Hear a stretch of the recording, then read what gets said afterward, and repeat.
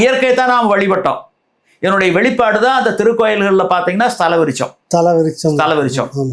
அதே மாதிரி வண்டி இழுக்கும் நல்ல குதிரை, நெல்லு வயலை உழுது வரும் மாடு, அண்டி பிழைக்கும் நம்மை ஆடு, இவை ஆதரிக்க வேணுமடி பாப்பா. அவருடைய வெளிப்பாடு தான் இந்த ஆடு மாடு மாநாடு.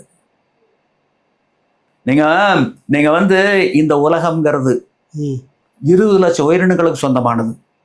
அந்த 20 லட்சம் உயிரினங்கள்ல நம்ம மனிதர்கள் ஒரு உயிரினம்.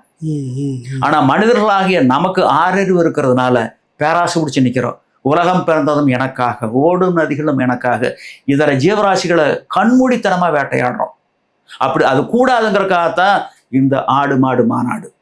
இந்த உலகம்ங்கிறது 20 லட்சம் உயிரினங்களுக்கு சொந்தமானது. எல்லாம் சேர்ந்து இயைந்து வாழ்ந்தா தான் நிலைக்க முடியும். அவர்களுக்கும் மேய்ச்சலுக்கான இடம் வேணும், அவர்களுக்கும். ஆமாங்க, அது அது அது வாழ பிறந்தது தானே.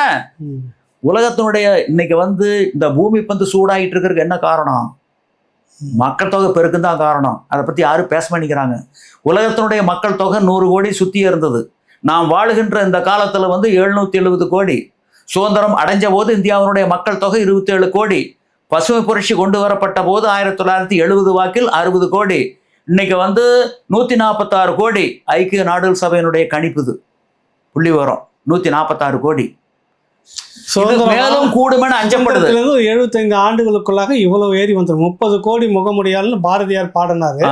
இன்னைக்கு 75 வருஷத்துல பார்த்தா கிட்டத்தட்ட 105 கோடி நம்ம அதிகமாயிட்டோம். அதை விட அவர் பாரதியார் பாடும்போது 1921 பாடினாரு. 30 கோடி முகமுடையால் உயிர் மொய்புற ஒன்றுடையால் இவள் செப்பு மொழி 18 உடையால் என் சிந்தனை ஒன்றுடையாள்னு.